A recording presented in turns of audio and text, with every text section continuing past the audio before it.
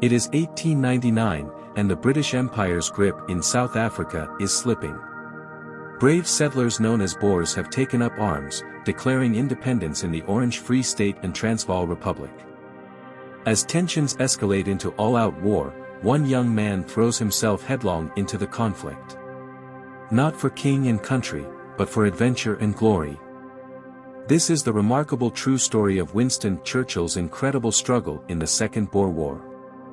A battle for survival that would forge the man destined to one day lead his nation through its finest hour. The Second Boer War, fought between the British Empire and the two Boer republics of the Transvaal and the Orange Free State, lasted from 1899 to 1902. Its origins can be traced back to the late 19th century, when the discovery of vast gold and diamond reserves in South Africa sparked a fierce contest for control over the region's immense mineral wealth. The Boers, descendants of Dutch settlers, had established independent republics and sought to maintain their sovereignty over the resource-rich territories. The British, driven by imperial ambitions and the desire to secure economic dominance, viewed the Boer republics as a threat to their interests in the region. As tensions escalated, the Boers struck first, launching preventive attacks on British outposts in October 1899, marking the beginning of the Second Boer War. The conflict pitted the well-equipped and numerically superior British forces against the highly mobile and skilled Boer commandos, who employed guerrilla tactics to counter the British military might. Amidst this backdrop, a young Winston Churchill, then a 24-year-old journalist and aspiring politician, traveled to South Africa as a war correspondent for the Morning Post newspaper. Driven by ambition and a thirst for adventure, Churchill sought to witness the conflict firsthand, reporting on the unfolding events while also serving in auxiliary military roles. His daring exploits, including his capture by the Boers and subsequent dramatic escape from a prisoner of war camp in Pretoria, would cement his reputation as a courageous and resourceful figure. Churchill's experiences in the Second Boer War would shape his future political career and his views on imperialism, leaving a permanent mark on British history. Churchill's involvement in the Boer War was just one chapter in his long military and political career. Even before South Africa, he had seen action. As a young war correspondent in the Cuban War of Independence. As a cavalry officer with the 4th Queen's Own Hussars in British India. As a young officer and correspondent in the Mahdist War in Sudan. This early experience in South Africa, building on his previous military engagements, would prove crucial in shaping his future leadership roles and his understanding of global conflicts. Winston Churchill, born in 1874 into the aristocratic family of the Dukes of Marlborough, was a young man of 24 when he set his sights on South Africa. Despite his privileged upbringing, Churchill was driven by an insatiable appetite for adventure and a burning ambition to make a name for himself. After graduating from the Royal Military College at Sandhurst, Churchill had already seen action in Cuba, India, and Sudan. These experiences had increased his appetite for danger and excitement, but also enhanced his skills as a writer and journalist. His vivid accounts of these conflicts had begun to attract attention in British literary and political circles. When war broke out in South Africa in 1899, Churchill saw an opportunity he couldn't resist. Despite being a civilian at the time, having recently resigned his military commission to pursue a political career, he managed to secure a position as a war correspondent for the Morning Post newspaper. This decision was classic Churchill, bold, ambitious, and not without risk. He was offered a salary of £250 per month, an enormous sum at the time, reflecting both his growing reputation and the perilous nature of the assignment. As he prepared to depart for South Africa, Churchill was filled with a mixture of excitement and apprehension. He knew the dangers he would face, but his thirst for adventure and his desire to prove himself outweighed any fears. Little did he know that this decision would lead to one of the most dramatic episodes of his life, catapulting him to national fame and setting the stage for his future political career. On November 15, 1899, just weeks after his arrival in South Africa, Winston Churchill's appetite for adventure led him into a situation that would test his courage and resilience to their limits. Churchill had joined a British armoured train reconnaissance mission near Cheveley Natal. What began as a routine scouting operation quickly turned into a disaster when Boer forces ambushed the train. As the locomotive came under heavy fire, Churchill, despite being a civilian, took charge of the situation. Displaying remarkable bravery, he directed the efforts to clear the track of debris and helped wounded soldiers board the train. His quick thinking and decisive action enabled many to escape. However, as he attempted to assist the engine driver, the train pulled away, leaving Churchill exposed to the enemy. Surrounded by Boer fighters, Churchill was faced with a choice: surrender or attempt to flee. Recognizing the futility of resistance, he chose to surrender. This decision, while difficult for the adventurous Churchill, likely saved his life. As a prisoner of war, Churchill was transported to Pretoria and held in a converted school building alongside other British officers. Despite the relative comfort of his confinement, Churchill's restless nature and burning ambition made him determined to escape. He meticulously observed the routines of the guards and the layout of the prison, formulating various escape plans. Churchill collaborated with 2 other officers to plan their breakout. On December 12, just 4 weeks into his captivity, Churchill put his escape plan into action.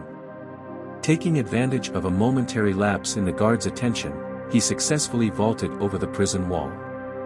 However, his 2 companions, seeing guards approaching, were unable to follow, leaving Churchill to continue alone. Now a fugitive in enemy territory, Churchill faced a perilous 300-mile journey to Portuguese East Africa, now Mozambique. The Boers, realizing the propaganda value of their escaped prisoner, placed a bounty of £25 on Churchill's head. This was a significant sum at the time, equivalent to several months' wages for an average worker, underscoring how badly the Boers wanted to recapture him. Wanted posters were distributed throughout the region, making his position even more precarious. Churchill traveled under the cover of darkness, hiding during daylight hours. He survived on meager rations and whatever he could forage. The journey was fraught with danger.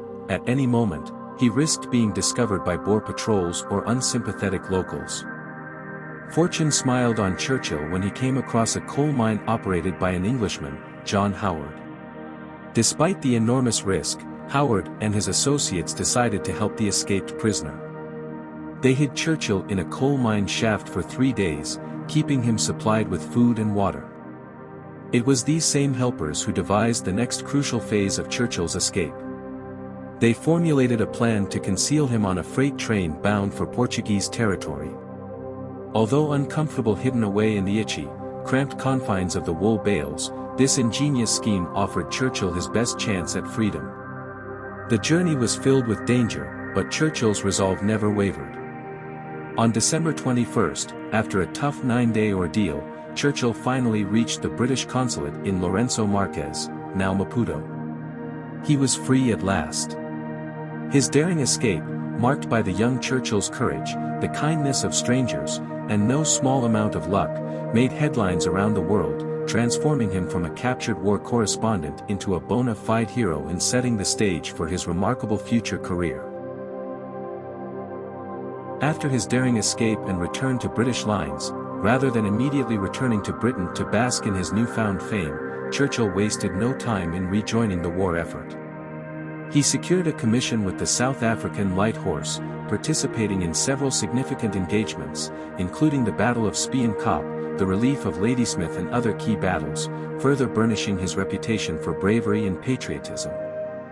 Meanwhile, back in England, Churchill's mother, Lady Randolph Churchill, born Jeanette Spencer, threw herself into supporting the war effort.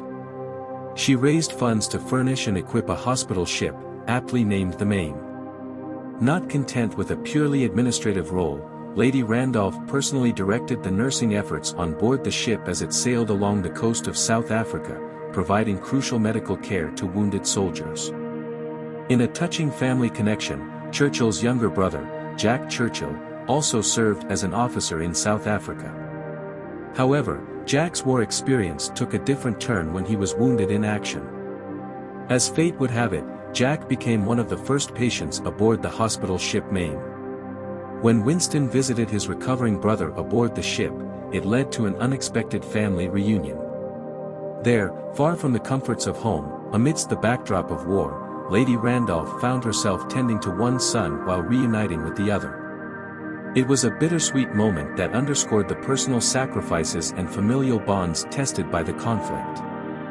When Churchill finally returned to Britain in July 1900, he was greeted as a national hero. His exploits had captured the public imagination, and he was now a household name. Capitalizing on his fame, Churchill embarked on a lecture tour and wrote a best-selling book about his experiences. This chapter of Churchill's life, filled with daring escapes, battlefield heroics, and touching family moments, set the stage for his future career and cemented his reputation as a man of action and compassion. Churchill's experiences in the Boer War were transformative, shaping both his character and his future career.